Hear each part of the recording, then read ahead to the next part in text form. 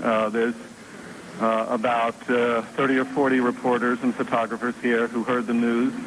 The British ambassador spoke after the French Interior Minister and the head of anesthesiology had spoken.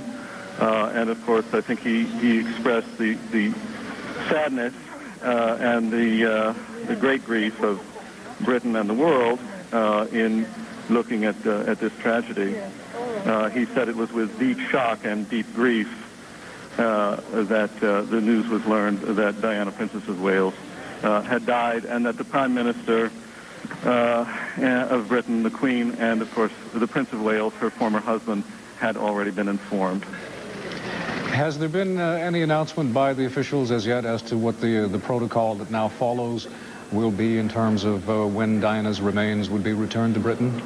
No, there is no news about that at all yet. But one other important thing that you should know is that they haven't opened a criminal investigation.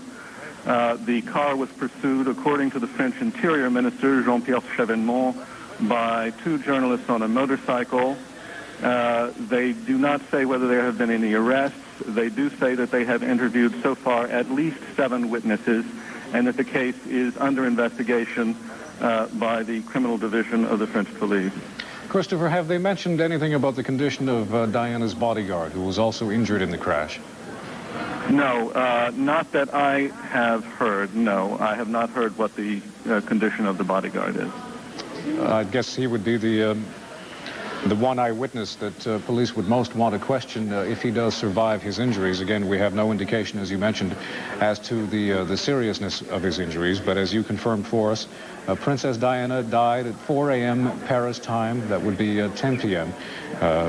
Eastern Daylight Time, 4 hours after this accident, which occurred shortly after midnight in Paris, along the River Seine, in one of the number of tunnels that runs along the bridge there.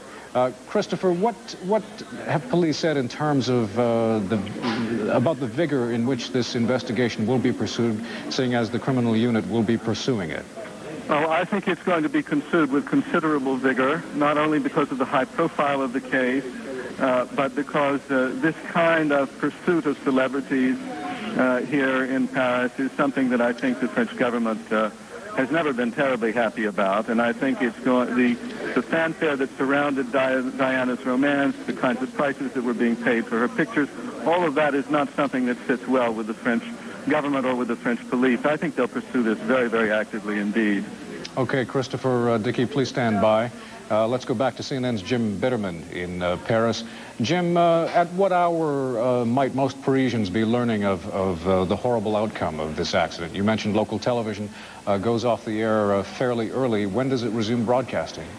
Well, they'll be back on the air around 7 this morning. I would think it's right now about 6 Paris time, so about an hour from now, although, of course, French radio has been on the air all night long with this story, been covering it in great detail, so that a great many French may have heard about it already.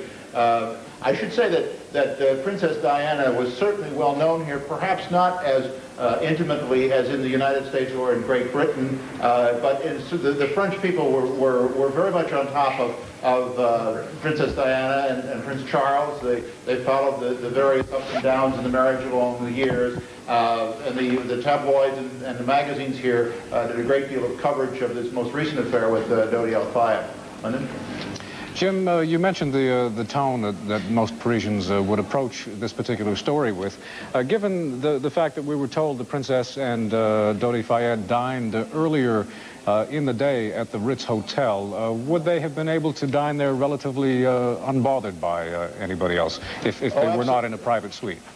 Yeah, absolutely. I think that there is a kind of respect for private lives here in France that is different from the rest of the Anglo-Saxon world. I think the private lives are for many people are led in complete privacy, and there are in fact laws about the protection of images of people that if you reproduce for instance, someone's image without their permission, it's in violation of the law. Now, if that person wants to take you to court, they can do that, and a couple of celebrities here have in instances over the years.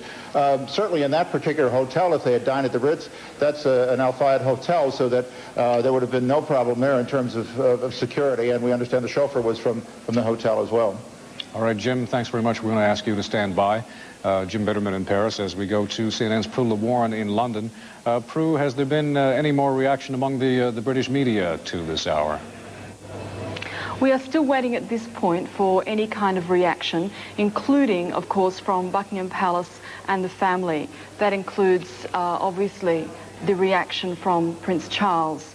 At this point, we can confirm that he had been called some time ago to say what the situation was at that point, but we are still waiting for what we expect to be a paper statement from Buckingham Palace. All right. We know that many people in the British press didn't really approve of the relationship between the princess and Dodi Fayed. What were the feelings among the British people in general? Well, even in anecdotally, the few minutes, half an hour coming in myself a few hours ago on Talkback Radio, that was only 2 hours after this had become news that Princess Diana was at that point understood to be gravely ill. Already on Talkback Radio, people were talking about saying prayers for her, saying prayers for her family, whatever people may have felt in terms of what happened between Princess Diana and Prince Charles.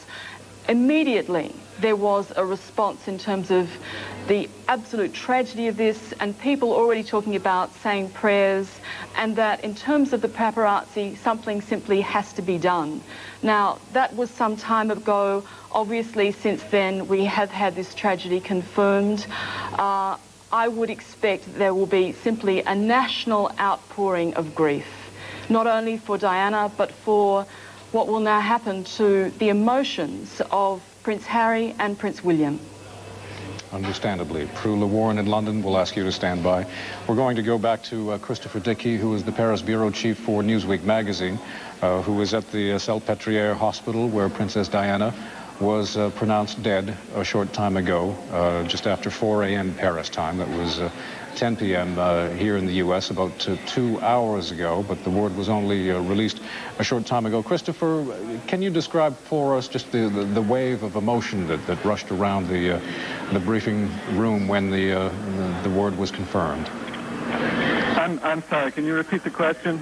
Can you describe for us just what the atmosphere and the rush of emotions were like when it was confirmed that the princess had succumbed to her injuries? Well, I would say the atmosphere was certainly somber.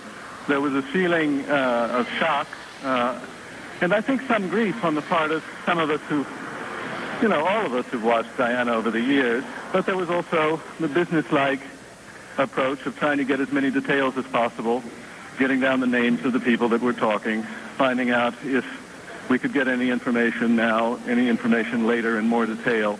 There was not a lot forthcoming apart from the fact that she had died, that she had had massive internal injuries, that they had fought to save her life, and they had not been able to do that. Then there was remarks by Jean-Pierre Chevènement, the Interior Minister, who said, among other things, that a criminal investigation had been opened and at least 7 witnesses interviewed in connection with the circumstances of the accident. And then remarks by Ambassador Jay, the British ambassador, expressing his grief and, of course, his nation's grief, and saying that the Prince of Wales, the Queen, and the Prime Minister had been notified. Christopher, thank you. We'll be coming back to you. Christopher Dickey, the Paris bureau chief for Newsweek magazine. Let's now go to Jean Reserve in Washington. Jean?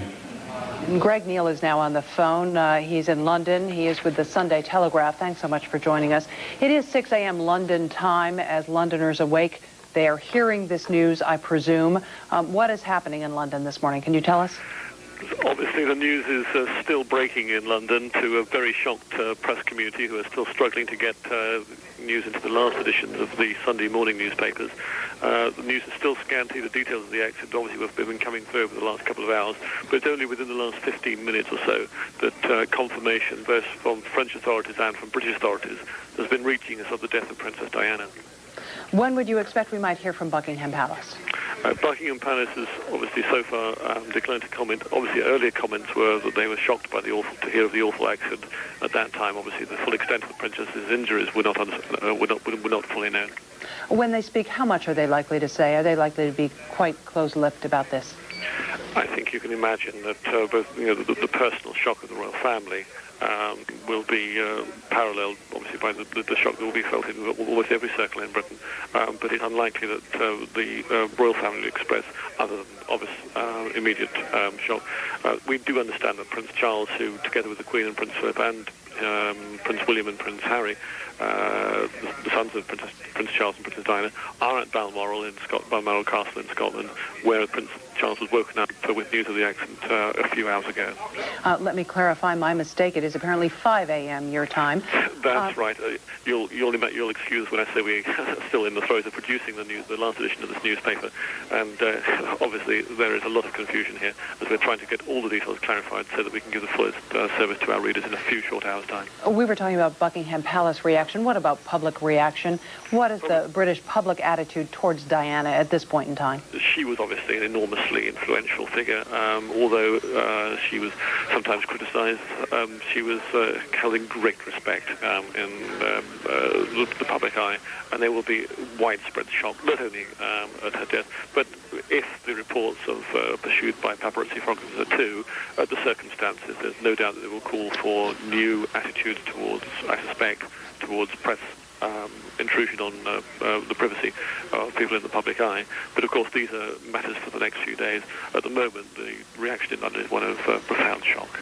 You say there was great respect for her. Is that because of the role she had assumed as an ambassador on certain important issues? I think you'll find that she was, first of all, an entrancing princess for those who believe fervently in the monarchy. There was, of course, the details of the unhappiness of the marriage, followed by divorce, and more recently, the circumstances of her reported romance with Dodi Fayed, but all of which meant that she was seldom far from the public eye and on the front pages of most newspapers, the serious ones as well as the popular ones. It is an incredibly shocking accident. And now, if you'll excuse me, I really do have to go back to producing this newspaper. Greg Neal, thanks so much for joining us. He was with the Sunday Telegraph in London. Once again, to recap this tragic story, Princess Diana died this morning, if you're watching us from Europe, of injuries suffered in a car accident in Paris. She was driving with her companion Dodi Fayed, a chauffeur and a bodyguard. They were driving along the Seine River. Apparently, paparazzi on motorcycles were in pursuit of their car to get a photograph. The car hit a wall in the tunnel at such a terrific force that it's essentially been demolished, and Dodi Fayed has died, and as we said, Princess Diana has died as well, as has the chauffeur in that car. Now back to Lyndon Souls in Atlanta. Lyndon? Thank you, Jean. In the hours, the days, the weeks ahead, many people will be stopping to remember a princess and what looked to be the beginning of a fairy tale life when she wed Prince Charles. Tim Lister takes a look back at the life of Diana.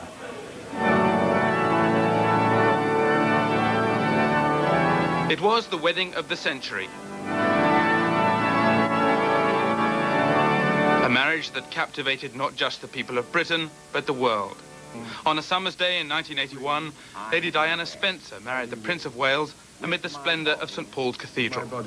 She was young, diffident and uncertain, not used to the formality and rules that governed the House of Windsor, and not used to the unrelenting media spotlight that would become part of her daily existence.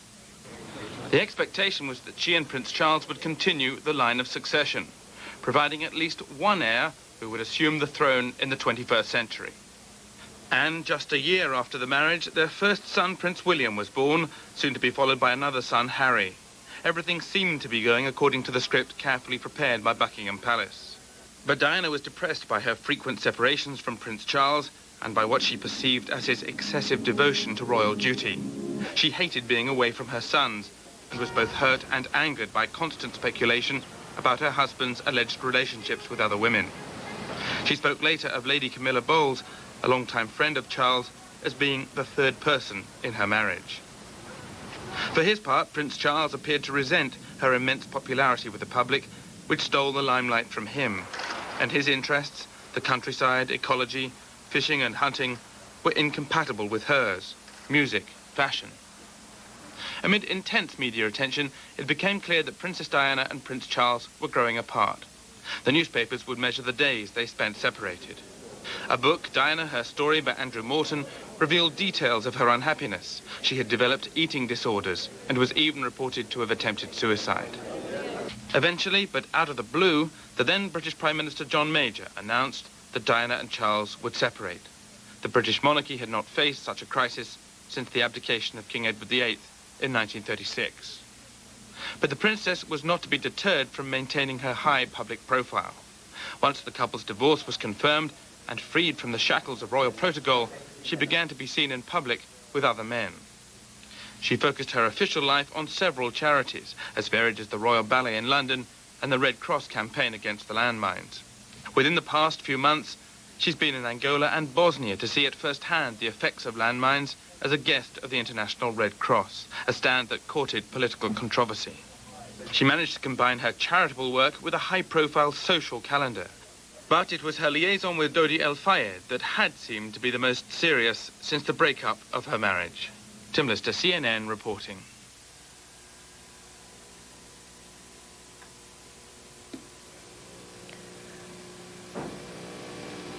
Princess Diana of Britain died just a few hours ago of massive injuries sustained in a car crash this evening in Paris. She was with her companion Dodi Fayed, who also was killed. Reports are that they were being pursued by photographers who were in search of a photograph of the two of them. The Paris police are conducting a criminal inquiry into what happened.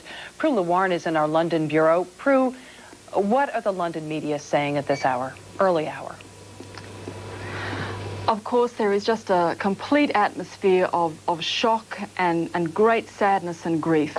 The BBC is reporting to the British people that the Foreign Secretary, that's Robin Cook, has confirmed that Princess Diana passed away at 4 a.m. Paris time as a result of cardiac arrest. And ITN, the other major British television service here, is also reporting that to the British people. Of course, it is very early in the morning. It is still only 5:15 here in London.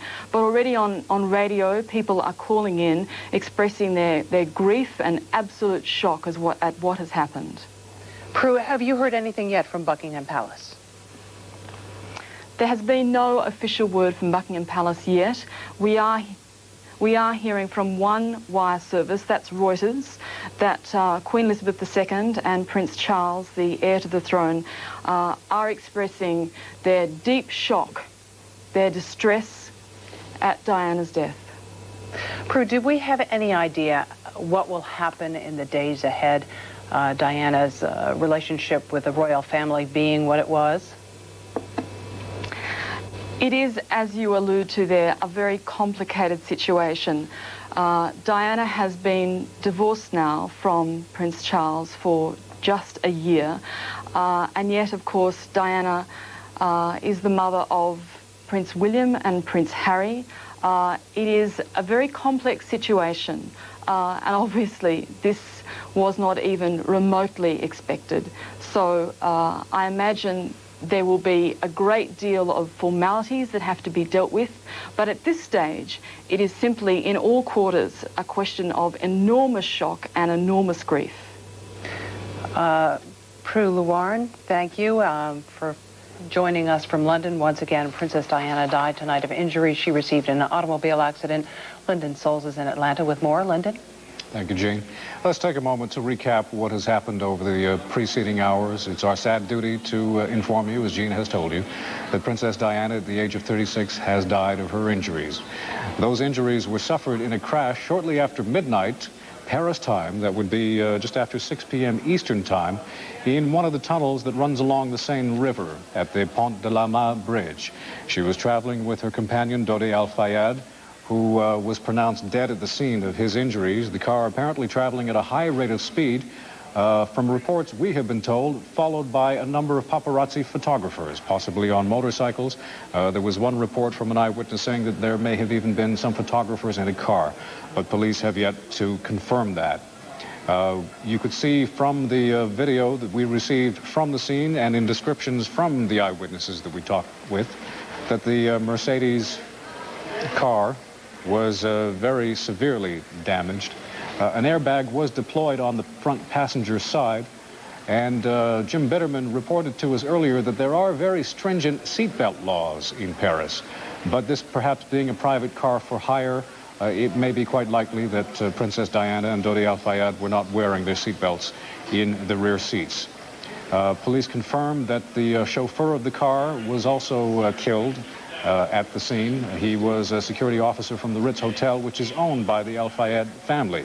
Now, the one person that police may be concentrating their efforts on, if he survives his injuries, is one of Princess Diana's bodyguards, who was also traveling in the car, who was also seriously injured.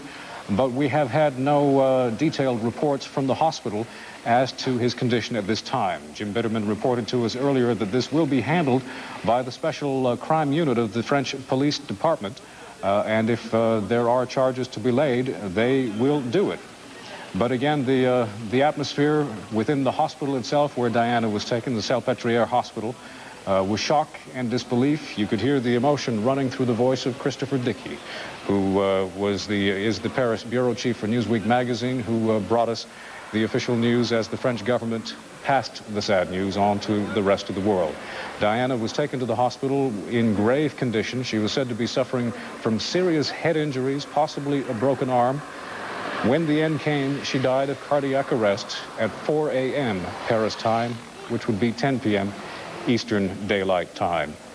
And in the aftermath, as you've heard from our correspondent in London, Prue LeWarn, all thoughts now turn to her sons, 15-year-old Prince William, 12-year-old Prince Harry, who apparently had been woken and told of the accident itself. We are not sure if they have been told of their mother's passing at this time. But other members of the royal family, including Queen Elizabeth and Prince Charles, have been informed of her death. Princess Diana dead at the age of 36. In the initial aftermath, it is too early to tell right now because it is in the middle of the morning in London what the official protocol will be for any funeral arrangements in the days ahead. Concern now will be focused upon what caused this terrible accident to happen.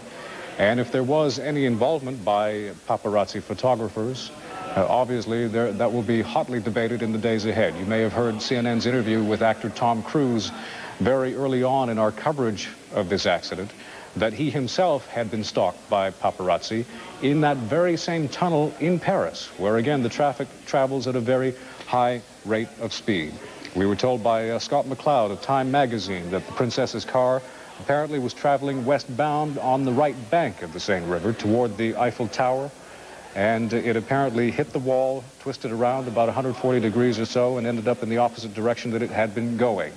The princess was taken, once emergency crews arrived on the scene, to the Salpêtrière Hospital, which is about a 10 to 15-minute car ride from the scene of the accident itself. Traffic at that time of night, as Jim Bitterman told us, is usually fairly light on a Saturday night. And you have heard the very moving eyewitness accounts from some of the Americans that we've talked with who were in Paris on holiday. One of them, in fact, there celebrating his birthday. And what a horrible reminder of this birthday he will now carry with him in the days ahead. Again, we will be watching for further official word out of London. The only word we've had so far from the British government has come from British Foreign Secretary Robin Cook, who is traveling in the Philippines. In Manila, when he was asked for his reaction to the reports of Diana's death, Mr. Cook said, quote, "I am greatly shocked by this news. Our first thoughts must be with her children and her family at this time of immense loss to them," end quote. Princess Diana dead at the age of 36. Obviously, the most immediate reaction we are expecting to hear will come out of Britain itself. Let's go back to CNN's Prue LeWarn in our London bureau. Prue? I guess the most immediate way that the British public will hear about this as they wake up this morning, it is now just 5:30 here, will be turning on the television. And the mood has been set by BBC television, which has just played God Save the Queen, that is the national anthem, and showed the Union Jack, the national flag, at half-mast. In terms of what the BBC is reporting to the British people, the BBC is reporting that Buckingham Palace has confirmed that Princess Diana has passed away, and that Queen Elizabeth II and Prince Philip have said that they are deeply shocked and distressed. And that's what the British people are hearing this morning as they wake up. Prue, do we know as yet what the protocol will be in the coming days as the princess's body is returned to Britain? We know that after the divorce, she was able to retain the title of princess, but she lost the royal title, Her Royal Highness. Is it likely that given the circumstances, her funeral will be a state funeral? At this point, it is too early to say, but what we do know for absolute certainty is whatever the protocol, whatever the formalities might call for, Princess Diana would have to be one of the most loved women and obviously most well-known women in this country. She would have to be the most photographed woman in this country. Everybody knew the most minute details of what she cared about, the issues that were important to her. So whatever the formalities call for, this will be an event that will be watched by virtually everybody in this country. So I would put to you that what the people feel would override what any kind of ranking might happen within the royal family. It has to raise concerns, though, about what may unfold within the royal family itself. Do you think that the public will go easier on the House of Windsor, especially when they turn their attention to Diana's sons? I think that's exactly the point. It's Prince William and Prince Harry who will have everybody's feelings today. They are just 15 and 12, and they have lived every year of their lives under such enormous scrutiny, even though the family, when, for example, Prince William went off to Eton to go to school, asked that the press back off, and to some extent they did. They have lived every single year of their lives under the most extraordinary gaze. So I think now, in terms of the sons, everybody will just be feeling for them this day in particular. Indeed. CNN's Prue Warren in London, thank you. We're going to ask you to please stand by. And let's go now to Jean Meserve in Washington. Jean? Thank you, Lyndon. To update this story once again, Princess Diana died approximately 2.5 hours ago of injuries suffered in an automobile accident in Paris, which happened at about midnight Paris time. She was traveling along the Seine with photographers in pursuit, apparently, when she entered a tunnel and the car apparently crashed into the wall of that tunnel. We have seen pictures of the car. It is demolished. The front end is completely caved in. The windshield is gone. The roof was severely damaged. She was with Dodi Fayed, the heir to the Harrods fortune, the man with whom she has been romantically linked for the past month. He also died in this crash. The chauffeur of the car died as well. One of Diana's personal bodyguards was in the car. He was injured. At this point, we have no details about his injuries. Paris police told us earlier this evening that she had sustained grave injuries, including massive head injuries. At the hospital, reporters were told that she had suffered one heart attack and massive injuries to her lungs. There also were reports that she might have suffered a broken arm.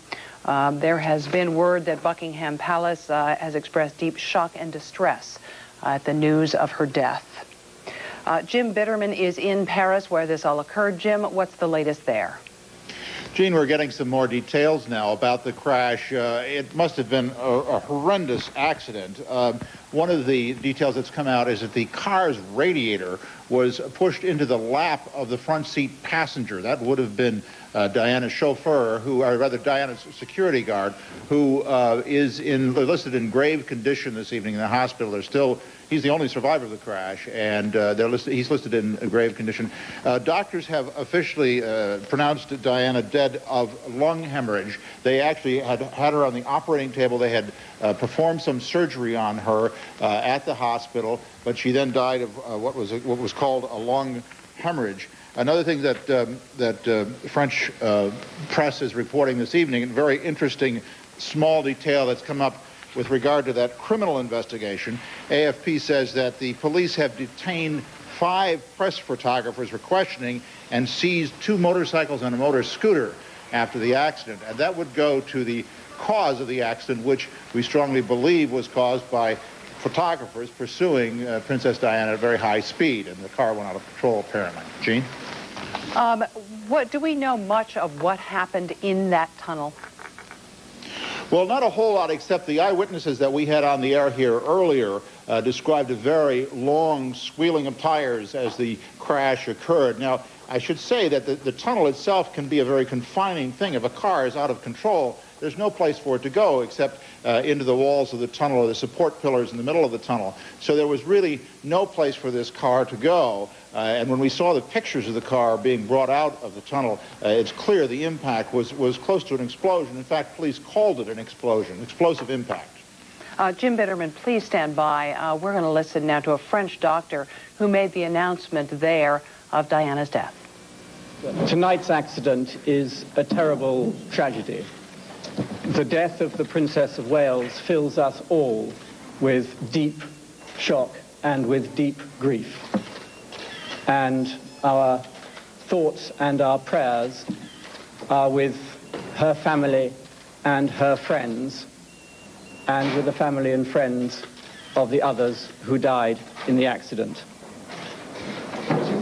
The Queen and the Prince of Wales and the Prime Minister have been informed of the accident and of the death of the Princess of Wales. I should like to take this opportunity to thank the Minister and the French authorities and the medical team here at this hospital for all they have done tonight at the time of this terrible tragedy. Thank you. And we now have Christopher Dickey on the phone. He is the Paris bureau chief for Newsweek magazine. You were at the hospital, Christopher. Did you have the impression that there was ever much hope that she would survive? No, I have the impression that she was in very, very bad condition. From the moment of the accident onward, she had a major wound to her left lung. She had very little blood pressure by the time she arrived here at the hospital. They worked for at least 2 hours to try and bring her around, and essentially declared her dead at 4 o'clock this morning, Paris time, 10 o'clock Eastern time in the United States. Have you heard an explanation of why she was taken to that hospital? It's our understanding that it was not the closest hospital to the accident scene. I don't know, but I have to say I have great confidence in the emergency procedures of the French rescue teams. They probably brought her here because they figured it was right near the Seine River, and they could shoot right down the quay and get here very quickly. It wouldn't take more than 5 minutes in an ambulance to get here at that hour of the morning on those roads. Do we know where in the car she was riding? We don't know. I don't know anyway, but I presume she was in the back seat, and the entire roof of the car, which I saw at the scene, had been torn and crushed down. It was totally down on the front seats and partially down on the back. All the window in the car was broken out. It was clearly traveling at a very high rate of speed when it crashed, and it hit something. It isn't clear to me exactly what it hit, but it hit whatever it hit head on, and the shock waves went through the car all the way back to about where the trunk was. So anybody would have been seriously injured in that car. Christopher, you were at the hospital for the formal announcements. Can you give us the catalog of the injuries she sustained in this accident? I'm sorry, catalog of? Of the injuries she sustained in this accident. Well, we're trying to get more details. The doctor who was making the statement was virtually inaudible in the press conference, and we were all leaning down practically in his face trying to hear what he was saying. We're waiting for a more official communique. But basically, she had sustained very serious injuries in the thoracic cavity in her chest, and I think the most serious was a major wound to her left lung. She had very low blood pressure. She may have had some kind of cerebral injuries as well.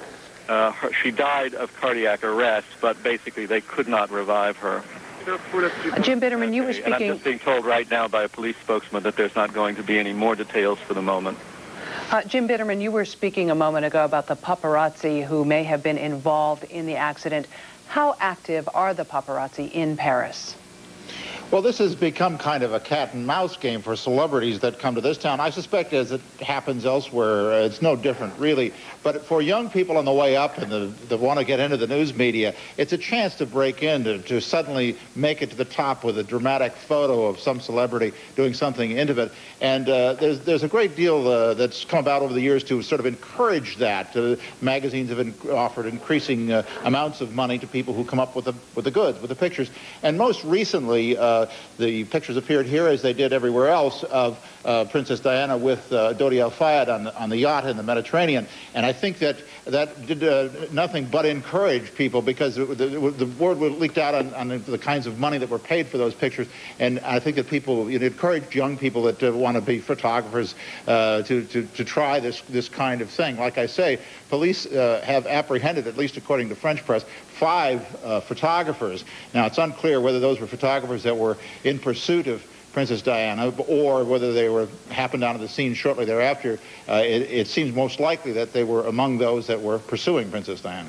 Well, we heard representatives of a couple of the tabloids, Jim, on our air earlier tonight insisting that they did not have photographers following Princess Diana. Is that a bit beside the point? Aren't many of these people freelancers? Exactly. Basically, you come up with the pictures, then you go to the editor of the magazine, say, I've got some great exclusive photos. How much will you give me for them? And there's a great deal of deniability here as far as the editors are concerned. They can say, well, this guy doesn't work for me. And of course he doesn't, but they're happy to buy the pictures if they get something they can conclude is interesting. Christopher Dickey, if you could chime in here with anything you might know about the direction of this investigation. Well, I think they've questioned at least 7 witnesses. I don't think we could say that there have been arrests yet. At least that was not what we were told by the French Interior Minister at the briefing. But I think they're going to take this investigation very seriously, partly because the French don't have much patience with the kinds of things that paparazzi do in London and in Italy and in some other places. And I think I think that they feel that this is a real tragedy and not something that they wanted to have happen in their capital city. Christopher, I read earlier on one of the wire services that, in fact, one of the photographers on the scene had been beaten up by some bystanders. Do you know anything about that? I absolutely do not know anything about that. And I think there were a lot of reports that came out initially that will be very hard to confirm over the long term. But I think that certainly there's going to be an investigation. It's going to be very tough. To give you an idea of how they felt here, there was a very nice tribute paid to Princess Diana by Chevènement, the Interior Minister, who called her a woman who was very modern, courageous, and sensitive to human distress. And I think the French want to show that they're sensitive now to the world's distress in this case. Jim Bitterman, as Don arrives in Paris, how are television, radio, the newspapers handling this story? Well, I think it's a very grim situation for a lot of the French. And as Christopher points out, one of the things I think that would almost be felt as a national embarrassment here, that this would have happened on French territory, that there could not have been better control kept over the photographers if they turn out to be, in fact, the cause of this accident. There's also, I think, going to be some conversation or some look at the safety in these tunnels and these high-speed roads along the Seine. Diana's chauffeur apparently was going quite fast for the car to have suffered the damage it did. But this would not have been unusual, even though the limits are posted at 70 kilometers an hour, 40 miles an hour or so. In fact, people sometimes drive up to 100 miles an hour through these tunnels along the Seine, and it's quite dangerous. Jim Bitterman and Christopher Dickey, please both stay on the line. President Clinton is, of course, vacationing on Martha's Vineyard and has been for several weeks. Eileen O'Connor is traveling with the president and has the latest on reaction from his party. Eileen? Hi, Jean. Basically, we're in Martha's Vineyard where the president and the first lady just left a clam bake. They were told originally that Princess Diana was injured. Then they were told by Bruce Lindsay, one of President Clinton's aides, who had been asked to be kept informed of this information, that she was dead. They were visibly upset. They embraced as they left the clam bake, and they issued this statement. The president saying, Hillary and I knew Princess Diana. We were very fond of her. They are profoundly saddened at the news. Their thoughts and prayers go to the family, friends, and especially her children. President Clinton and the First Lady Hillary Clinton here on vacation, but obviously very upset at this news. Jean? Eileen, did the Clintons know Princess Diana well? They did know her. They had met her, and they say that they knew her and were very, very fond of her. Obviously, she has been always a favorite with the American public. She has been a guest at the White House many times. She has often been a patron of international charities that have touched across borders into the United States. She's often come here for fundraising missions at which the Clintons were involved. And so, therefore, they did, in fact, cross paths, and they were very, very fond of her. And thus, they were very upset. I mean, obviously, she's very young and was a favorite among the American public. Jean? Eileen O'Connor, I know you're somewhat familiar with the operation of the paparazzi. What can you tell us about how they do their job? Well, I covered Princess Diana often. I lived in London for 7 years, and often the regular press, the establishment press, as it was always called in London, would stand and stake out the princess, and then very often the paparazzi would then take chase and go off into cars and motorcycles and follow her down the street. And this was something that she was very distressed about, particularly around the time, I remember, of her problems and her marriage with the prince. And it was also very distressing to her concerning her children. She was often expressed dismay at this, and recently in Le Monde expressed dismay at this.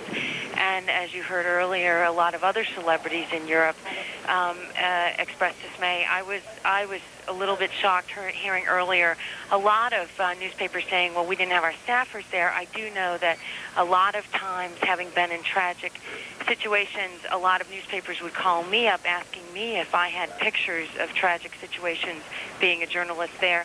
There's often a bidding war for these kinds of pictures, so it doesn't really matter if you have a staffer there or not. Often these pictures are bought for exorbitant amounts of money from freelancers. So the paparazzis often, and especially as we heard from Jim Bitterman, young people give chase in order to make their mark and to make some money. So it was something that the princess and the royal family were often dismayed at, and perhaps in this case may have led to tragedy. Jean? Eileen O'Connor, thank you for joining us from Martha's Vineyard. And now to Jim Clancy in Atlanta. Jim? Viewers who may have just joined us, many of them are international viewers now watching this broadcast from Europe. It's just about now 18 minutes before the hour of 7 o'clock in Paris. The first rays of light just beginning to reflect off the Seine River, where about 6 hours ago, Princess Diana and her millionaire boyfriend, Dodi Fayed, were involved in a high-speed car crash at the Alma Bridge there in the heart of Paris, not far from the Eiffel Tower. It was about 2.5 hours, 2 hours and 40 minutes ago, that the Princess of Wales was pronounced dead at a hospital in Paris. We understand that happened, of course, some 2 hours before the official word was announced of the princess's passing. Dodi Fayed's father, Mohammed Fayed, is reportedly on his way or in Paris now. Some of his aides had said he was going to helicopter to Paris. There has been a lot of speculation about this crash surrounding, as you just heard, paparazzi reportedly were pursuing the princess and Mr. Fayed in their car. And that car apparently at high speed struck a pylon in an underground tunnel, went out of control. The car was completely smashed. The roof of the car was brought down to the height of door level. The princess seriously injured. She had head injuries, apparently chest injuries and a thigh injury. Doctors at a hospital there in Paris tried to do their best. We heard earlier from the British ambassador saying and thanking the people at the hospital for all that they had done. But the mother of the heir to the British throne was killed. Her life could not be saved. This is going to be a difficult day for many people in Britain as they awake and hear this news. Of course, they are 1 hour earlier. Many of them are, of course, hearing this on the local news broadcasts on the BBC and other news radio reports that they are getting. You can see here the car, what is left of the car, as it appeared in that underground bridge that follows the Seine River. Apparently, the princess and Dodi Fayed had a dinner at the Ritz and were en route to his apartment, although that has not been confirmed. But it was at that time that the car was pursued and then struck a pylon. We're going to bring in now Andrew Roberts. He is of the Sunday Times. Andrew, this has to be a very difficult story to cover. Impossibly tragic, as tragic as you could really think of. Andrew, when you look at the reaction, have you heard anything from Buckingham Palace? Anything official or unofficial? No, Buckingham Palace make a point of not being the first with the news. They follow up. They don't break the news. So nothing should be expected until they have said. But don't worry about them. She's dead. Your We've had it reaction? from so many sources now. You knew Princess Diana. Impossibly tragic. I knew. Yeah, of course. She genuinely was saintly. She meant what she said when she talked about the underprivileged and the dispossessed. She was a woman who hadn't got a vicious bone in her body. And if we had a privacy law here, if we had a press law in this country like they have in France, she could be alive today. That is going to be an issue, if not the issue, following everyone dealing with this tragedy. But she also lived with the press. It was a part of her life. She was a part of her life. Yeah, well, the problem was that she was flung into something that she didn't fully appreciate how to handle. They were always so much faster than her, so much quicker. They were always there to grab her most private moments. I can tell you she hated them. She hated them with an absolute passion. My wife and I had dinner with her a few weeks ago, and leaving the dinner, when we went in, there was nobody there, but somebody in the restaurant had phoned up, and the whole, paparazzi group, there must have been about 60 photographers outside the restaurant as we left with her, and you could just tell the pain that she could not have a private moment without this blot on civilization. Obviously, you are have strong feelings about what has happened. Not just me. You wait. You'll see tomorrow when Great Britain wakes up. I mean, later on tonight, this morning, when the country awakes, you'll see how strong the emotions are. It's not just me. It'll be a national feeling of horrific loss. It is, as you say, a horrible loss. When you think of Diana, you described her there, but I'm wondering, she was larger than life. She was more than a princess to Britain. Why? She was in a way, she was our most successful ambassador. She projected a feeling. It's something, I don't know if you have the expression in America, noblesse oblige. It means the nobility is obliged to work for people less fortunate than themselves. Lots of members of the nobility take no notice of it nowadays in the late 20th century. But for her, it really mattered. She came from a very grand, very aristocratic, very upper-class family, which still remembered certain duties that they had towards people less privileged than them, and she was the exemplar of that. I'm not saying she was a saint, of course not. She had her boyfriends, she was unfaithful, etc. But she was saintly. That's the point about her. And it's a terrible, terrible loss. Princess Diana's legacy, if we can talk even about that, she was at a point of change in her life, wasn't she? You say you had just talked with her. She appeared to be on a whole new road. Yeah, I think by the way that whoever it was in your piece there that said that she was going back to Dodi Fayed's flat, I mean, I think that's probably going a bit too far. I'm not sure that's necessarily true. There are all sorts of places she could have been going off to. To assume that she was going to this man's apartment is, I think, unfair to her memory automatically. But she did think that she had a new role, and it really was the role of the mother. She adored those children. What this is going to do to the young princes, I mean, psychologically, how this affects them, it's just terrifying to think. As a mother, They obviously knew that there were risks involved with having a parent in the royal family. They had obviously weathered some storms of publicity alongside her. How well prepared are they? Appallingly badly prepared. I mean, there are, of course, assassinations that take place in the royal family. Their great-uncle, Lord Mountbatten, was blown up by the IRA a few years ago, and so they all, are there to, in the back of their minds, they must expect the worst. But who could have expected this? This isn't assassination. In a way, it is assassination, actually. In a way, it is assassination. But in fact, of course, it wasn't political. It was just the most appalling tragedy. And the princes will be crushed by this because they will have been woken up in the middle of the night and their ultimate horror will have been revealed to them.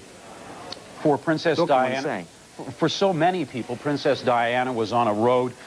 She was speaking out against the use of landmines. She was taking an active, some would even say controversially, a more political role in calling for the banning of landmines. But she seemed to have struck out with real meaning in her life. Not just landmines. I mean, landmines was something. It was a particular issue that she wanted to follow, and which she could see the light in that she was going to win. The Labour government that's just been elected in this country are taking a much more, much tougher line, partly because of her working on this. But there were so many other issues. All the charities she had, all the fascination that she produced in people's hearts, she used to help for the betterment, really, of people who were poorer and less fortunate than we thought she was. Andrew, if I may, I want to ask you to stay there for a moment. I want to go now to Washington, where Annick Cogent is standing by. She is with Le Mans, and if she is there, we could talk with her briefly. She is one of the people who just interviewed Princess Diana a matter of days ago, and the subject of landmines and her dedication to them came up, very controversial. Her own feelings about the situation as in regards to the British government's deployment and continued use of landmines. Can you hear me, Annick? Yes, I can. Your impressions of Princess Di, her commitments. Well, I just heard the news and I feel shocked. Well, I keep the memory of a real great personality, a real character, full of charms and full of dignity and full of compassion. She was close, so close to people. When I talked to her, she told me how her father always taught me to consider anybody as an equal, and she said, I always did and I'll always do, and I'm sure my sons have learned from that experience, and I'm sure they will, because really she was very much involved in different fields in charities and doing whatever she could for the people she was visiting. And she was not obliged to do all that kind of thing. There's a lot of duties I know a princess has to do, but she wasn't obliged to do all the different visits she was doing in hospital, for the refugees, in all the countries she was going to, etc.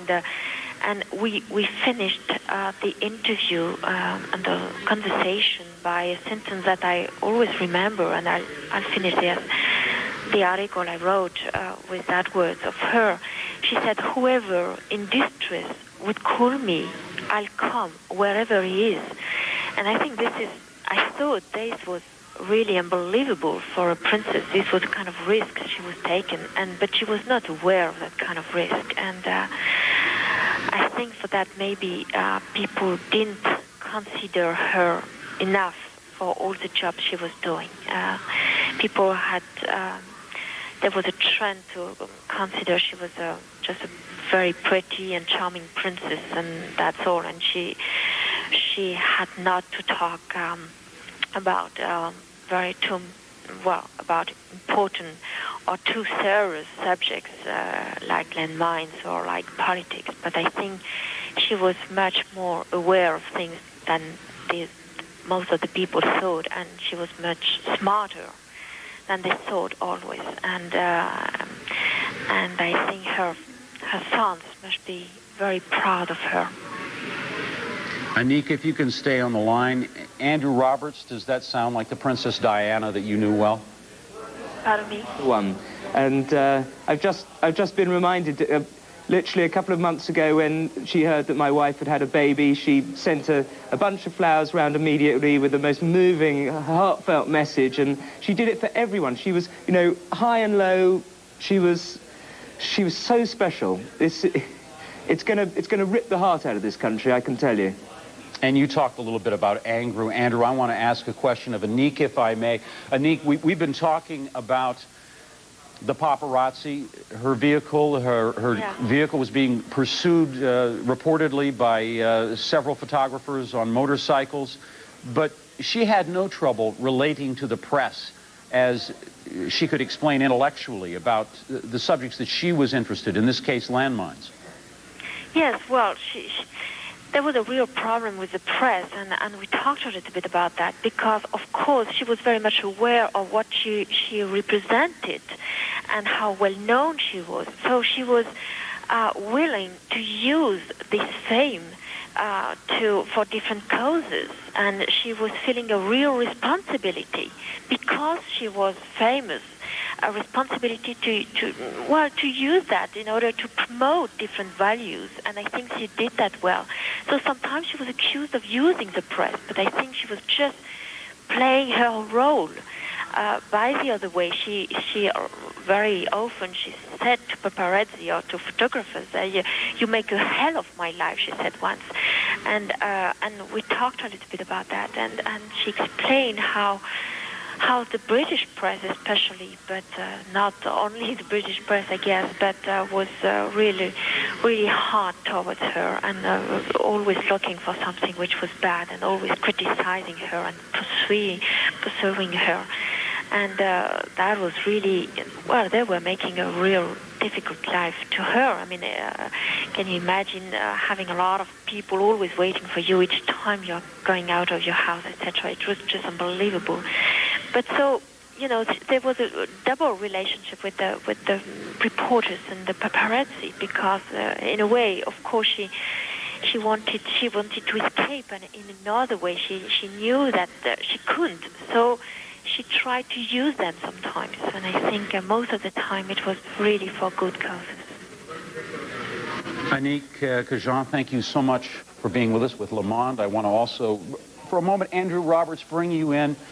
Just in a closing comment, I'm sure that it's going to come up. People are going to say, the princess used the press. Did she really ever have a choice? Of course she had no choice at all. You can't be a princess in modern Britain, or indeed modern anywhere, without having an inordinate amount of interest in your life. But the heartlessness, the viciousness with which the media pursued that woman and finally did her to death is out of all proportion to any attempts that she used to gain publicity for the causes that she loved. Andrew Roberts, a friend of Princess Di. Andrew Roberts for the London Times. Thank you so much for being with us, remembering her. Princess Diana is reported she is dead in a Paris hospital after being involved in a car crash with her companion Dodi Fayed. That happened about 7 hours ago in Paris. We're going to have more on this story as we continue to follow it here on CNN and CNN International. Stay with us.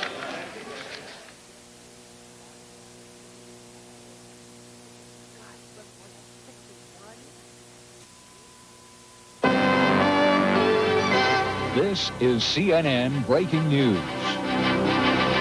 I'm Jim Clancy at the CNN Center. It was about 7 hours ago that Princess Diana and her millionaire companion, Dodi Fayed, were involved in an automobile accident in Paris, France. Both have died, along with the chauffeur who was driving the car. Also a bodyguard who was in the car. One of Princess Diana's bodyguards is reported to be injured. He is being treated in hospital at this time. Word came about 1 hour ago of the death of Princess Diana. We understand, however, that she had actually passed away 2 hours earlier than that, or about 3 hours ago. Obviously, hospital officials and French authorities in Paris hoping to keep the situation at least quiet, secret, if you will, until there had been a chance to inform Prince Charles as well as Princes William and Harry. They have been informed of that, we understand. This shows the area there, the Pont de Alma, the Alma Bridge along the Seine River. Mr. Al Fayed and Princess Diana had left a restaurant and they were driving away, reportedly being pursued by paparazzi or photographers on motorcycles. They were traveling at high speed when their vehicle apparently went out of control and crashed into a concrete pylon in an underpass along that part of the Seine River. You can see here the vehicle, the Mercedes Benz automobile that they were riding in at the time of the crash. The roof of the car was completely smashed in down to door level. The airbags had deployed. Police said they could hardly move the car because it was really seared together almost as a single piece of metal. The impact was so great. One report indicated that the radiator of the car had been pushed back to the area of the front seat. It's believed that Princess Diana and Dodi Fayed were riding in the back seat, but the car was literally completely demolished. Once again, Princess Diana and her companion Dodi Fayed killed about 7 hours ago.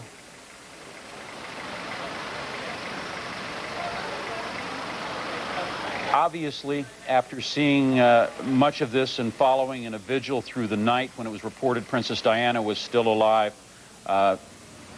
we've been following this, keeping the vigil along with them, and then the word came about an hour and 10 minutes ago from French authorities that Princess Diana had passed away. The British ambassador to France thanking the French authorities for what they had done. He spent the final hours by her bedside with his wife. Now we're going to bring in one of the many people who has known Princess Diana, one of the many people around the world that is mourning her passing. Henry Kissinger is on the line now. Mr. Kissinger, your thoughts this morning? Hello, Mr. Kissinger? I believe that we have lost him. We'll try to get him back on you. But word has been coming in, of course, the British government, they're expressing absolute shock and dismay at what has happened, the tragic loss. U.S. President Bill Clinton vacationing, echoing that theme. We have been following the stories. Reports have been coming in from Indonesia. Reports have been coming in from all over, in fact, Southeast Asia. People mourning the loss of Princess Diana. For a moment now, let's us take a look back at Princess Diana's life. Here's CNN's Tim Lister.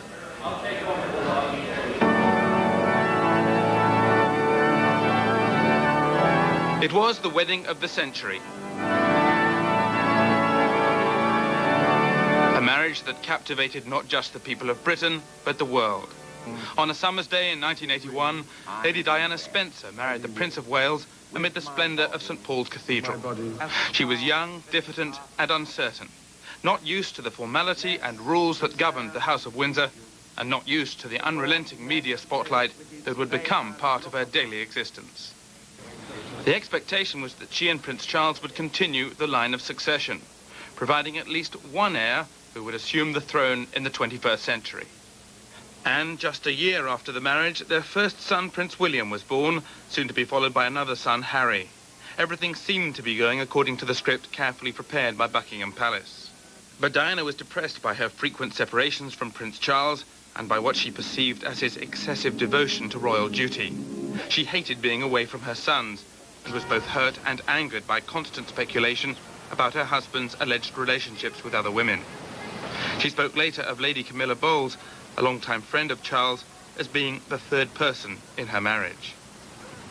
For his part, Prince Charles appeared to resent her immense popularity with the public, which stole the limelight from him.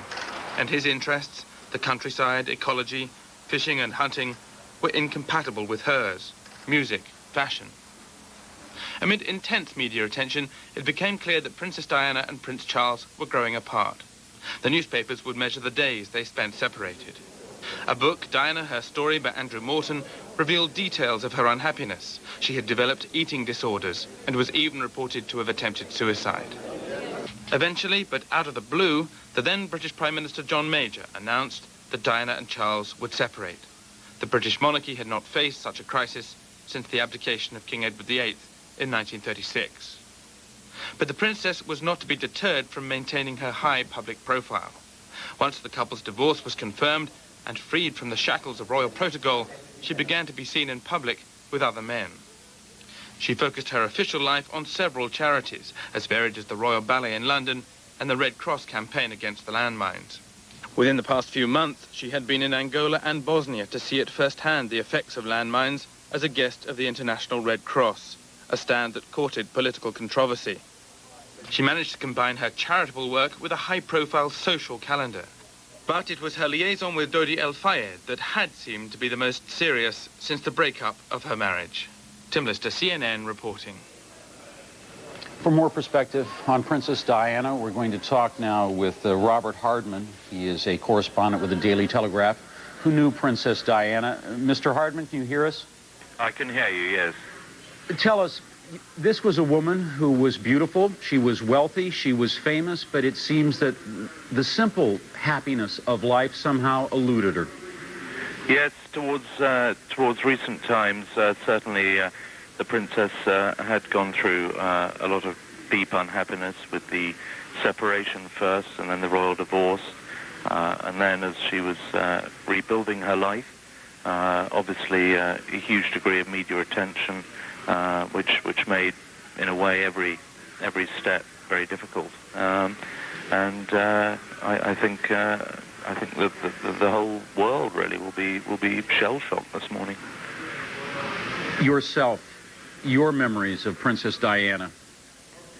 Well, I just think of this extraordinary ambassadress for Britain, really, and for the causes that she held very dear. I remember seeing her in countries as far apart as Nepal, as in Zimbabwe, last year in Chicago. Wherever she went, there was an aura. There was this extraordinary sense of here was this person who could attract attention and in a way bring a message that was beyond perhaps politicians and diplomats. She was one of a kind. The reaction, your reaction, knowing that as a member of the press had been accused for a long time of harassing Princess Diana. Now it is being reported, of course, that her car in the final moments of her life was being pursued by paparazzi on motorcycles. They may have, we don't know that, they may have contributed to this accident. Yes, we're hearing those reports at the moment. I think it's far too early to say at this stage to start pointing fingers. I mean, clearly she was under intense media scrutiny in recent weeks after it was disclosed that she was becoming friendly with Dodi Fayed, and clearly that media pressure didn't relent. It was continuing in the south of France recently. It was continuing in Paris. She knew that wherever she went, she was always going to be a subject of intense media interest. At this stage, it's impossible to say. There will certainly be questions to be asked about the role of the paparazzi in this, wider questions on the role of the media at large. Surely people will say it must be the newspapers that provide the market on which the paparazzi feed. I dare say there'll be questions asked about the wisdom of the princess relinquishing special branch bodyguards a few years ago.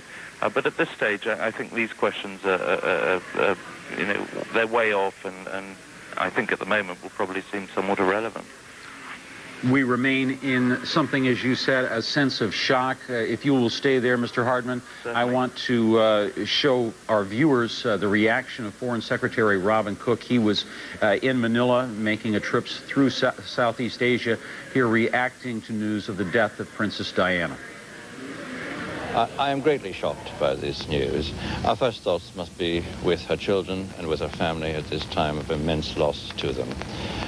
I was fortunate to have the opportunity of working with the Princess on her international charity work. I believe what has happened is a tragic loss at a young age of someone who'd shown great courage and commitment in drawing attention to serious issues. For the next few days, her family and the nation must have time to come to terms with their immense sadness and loss. In the longer term, serious questions will need to be asked as to whether the aggressive intrusion into her privacy has contributed to this tragedy.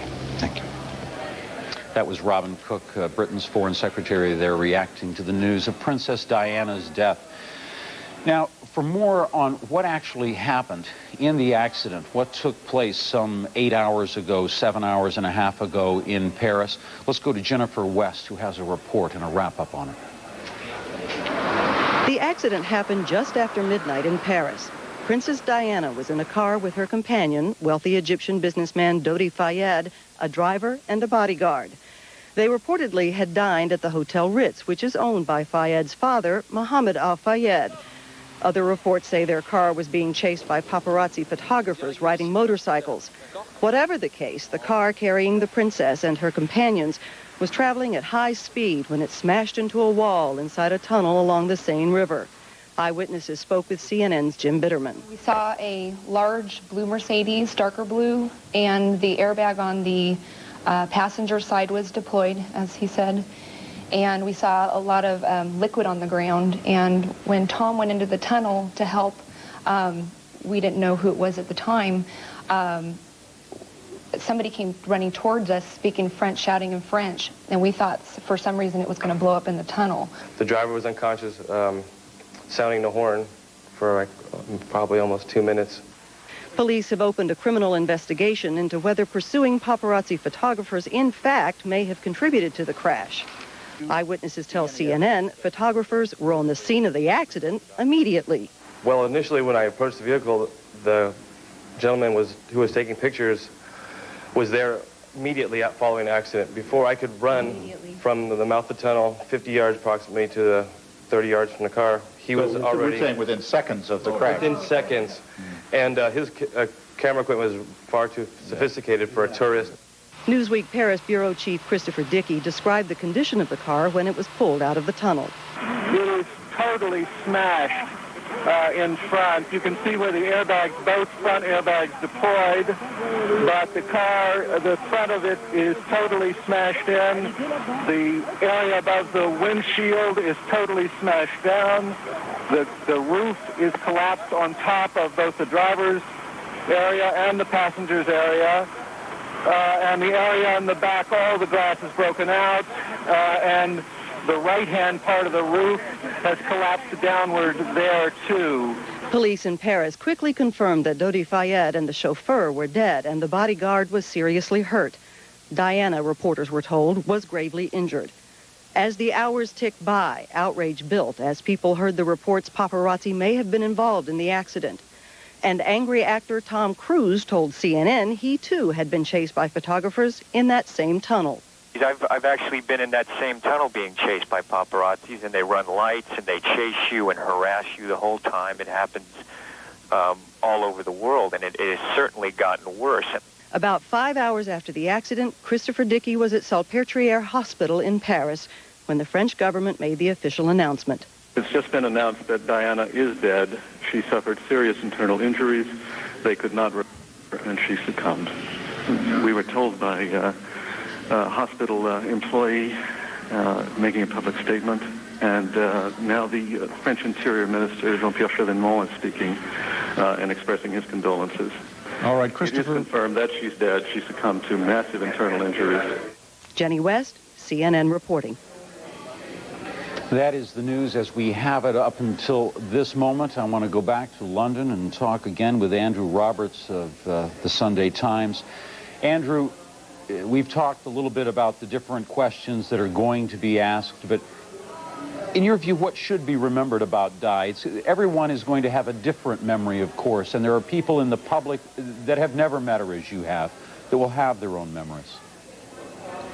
I think so. I think one of the things that people don't seem to remember about her, and when they think of the worthy, saintly woman that she undoubtedly was that she was also a very funny woman. Sitting next to her at lunch, you'd be in fits of laughter. It's one of the most painful things now that she's dead, to remember just how the whole, you know, if you were having lunch, you'd just be roaring with laughter. She was so funny and so quick. She had such a lovely sense of humour, and of course all that's gone now.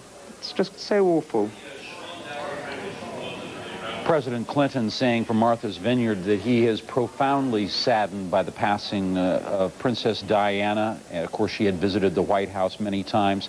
She was an unusual ambassador for Great Britain, someone who, through the years, even after, I would say, the breakup of her marriage, remained held in very high esteem by people, whether in the United States or whether in Latin America or Southeast Asia. No, that's absolutely right. And I think that this is something we sometimes tend to forget when people in Britain are doing down the royal family and doing down the duties that they undertake. You know, to have a royal family in this country is extremely helpful and useful for us to project ourselves into the world. People are more interested in Britain because of people like Princess Diana. For so many years, Princess Diana was, if you will, a bit of a caged bird, but people who knew her, perhaps you can share this with us, had she, since she met Dodi Fayed, become a bit more open, a bit more willing to get on with her life and really not take into regard so much what are people going to think about this? I don't think any new change can be dated from having met Mr. Fayed. I think that really all this happened after the divorce and from the moment that she was stripped of her title, Her Royal Highness, and therefore no longer became royal, except, of course, insofar as she was the mother of the future king. But I think that she obviously had got a new direction. It wasn't to do with men particularly. It was internal. It was just to do with her. I want to talk more about Princess Diana, but it is also important, I think, to remember here that Dodi Fayed, of course, was also in that car, as was a chauffeur. If I could get you, Andrew, to stand by just for a moment. Ann McDermott has a report now that looks back on Dodi Fayed, explaining who this man actually was.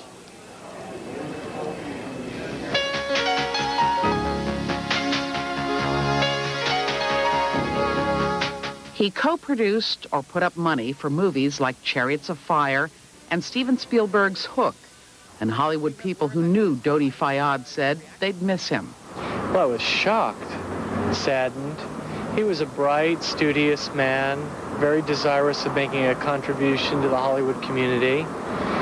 He did love beautiful women and collected them with great ferocity.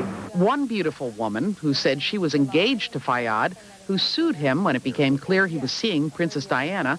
Even she had kind things to say about him before he was killed. Yes, I found him very down to earth, very quiet and charming. I liked him a lot.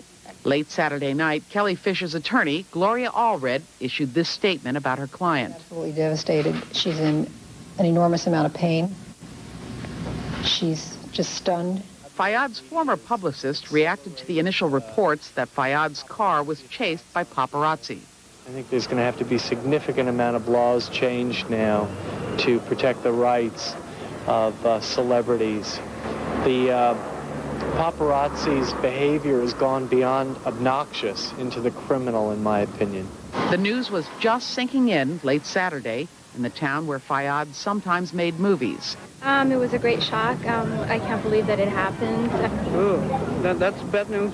I didn't know. Oh, I'm so sorry. Ann McDermott, CNN, Los Angeles. Robert Hardman with the Daily Telegraph is still standing by. Robert, you were vacationing in the south of France. Had you been there at all to cover the relationship that appeared to be developing between Princess Diana and Dodi Fayed? No, I'm some way up the coast from there. I mean, I was aware this was going on. I must say this took me as much by surprise as it took everybody else by surprise. I've been away from London for a week, and it's quite staggering. I mean, the princess has been down on the French Riviera with Mr. Fayed several times recently, and on his yacht. It's well known along the Côte d'Azur that they've been in the area, but I think they had a degree of privacy once they were offshore on the yacht. Occasionally, when they came into shore, of course, the paparazzi moved in and gave us the pictures, which confirmed that this friendship was happening. But I can't speak for the south of France at the moment because the sun is just rising where I'm sitting. But I suspect there will be as much shock here as there will be in London, America, and elsewhere around the world. Just how much pressure, Andrew, was she under by the paparazzi? If you can describe it, what it would be like for anyone to have to deal with it. Completely impossible for a normal person to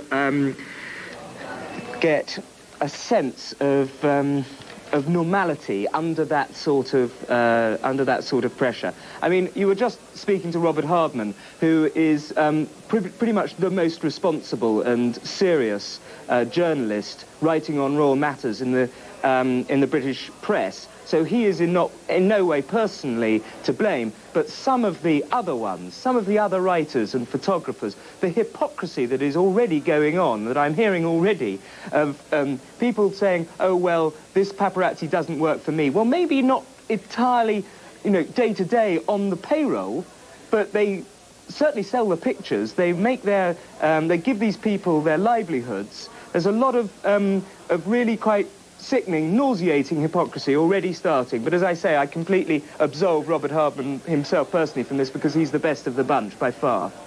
All right, I want to bring in a correspondent of our own. Jim Bitterman is in Paris. Jim, what can you tell us? I understand that there have been some arrests of some photographers there in Paris. Arrest may be a little bit too strong. At least 5 people were detained after the accident. The police also seized, according to the French press service, 2 motorcycles and a motor scooter. And they have launched a criminal investigation. Now, it strikes me that there's probably 2 grounds for that. I noticed earlier we were talking about stronger laws being needed. In fact, France has quite strong laws about the protection of private lives, and that there are laws that would cover this kind of situation. A person who's intervening or interfering in someone's private life could be brought to trial on those grounds. The other thing that strikes me is if there was any law broken in terms of creating the chain of events that led to the accident. Something that should be pointed out, as much as the paparazzi, the photographers may have been the immediate trigger for the accident, it should be noted too that the chauffeur of the Mercedes was obviously traveling at a very high rate of speed for this car to have suffered the damage that it did. So there was also some other fault involved in this. I mean, the driver of the car was taking a real risk. Jim? What have the police been able to tell you? Any details at all about how fast they think that the car was going? What might have caused the accident? Is it far too early for that? No details at this time. I mean, they've got this criminal investigation going on. The speed limit along that part of the Seine is 70 kilometers an hour, about 42 miles an hour. This was a very large Mercedes, Mercedes 600 that was blown apart by the force of the crash. Now, it was a crash in a very confined area, but one must say that the car was probably doing something over the speed limit to have that much damage incur. So it's hard to tell at this stage exactly how the police investigation will come out, but there are some details here. Also, one of our eyewitnesses said that the screeching of tires went on for a number of seconds as the driver tried to bring the car under control. And the force of the impact, as police said, was explosive in nature, so much so that the radiator of the Mercedes ended up in the lap of the front seat passenger. That would have been Diana's bodyguard, we believe. Jim? What has the reaction been there this morning as Paris awakes to a tragic day? Well, I think that Jean-Pierre Chevènement, the Interior Minister, summed it up best in the middle of the night at the hospital when he announced that Diana had died. He said, "In the name of the French government, I express my great sorrow and pain. I offer the condolences of the French people to the royal family." I think in general, this will probably lead to a great deal of outcry about the paparazzi and the photographers, the interference in private lives, the way some of your guests have already mentioned. I think in a funny way, I think the French will feel kind of a collective responsibility about this. They won't feel very happy that all this took place on French soil. Diana was very well known here. She was covered in the press here, and it will not be a mark of shame, but certainly it'll be taken on as something that people will not be particularly proud of that it took place here in France. Just a quick question, Jim. Did you get a chance to see anybody on the streets today as they discovered the news? I know you've been busy. We've had you busy tracking the story down there, talking with the eyewitnesses as you did and talking with police. But any chance to get a glimmer of the hospital workers or the common Parisian? Well, not the hospital. Chris Dickey was over at the hospital, but I was down at the scene, and there were a number of people turned out at the scene. Now, Paris is a town that goes all night, particularly on Saturday night, so there are always people on the streets. But there was a small crowd that had gathered, and some people had come down, obviously, from their apartments near the crash scene. This is basically a residential area just off the Champs-Élysées, and people had come down from their apartments, were standing around in little pajamas and robes and whatnot, watching as the wreck was brought out of the tunnel, and it was a terrible scene indeed. All right, Jim Bitterman, if you stay there, we're going to have to take a short break. We will be right back as we continue our coverage of the death of Princess Diana at 36 years of age. Stay with us.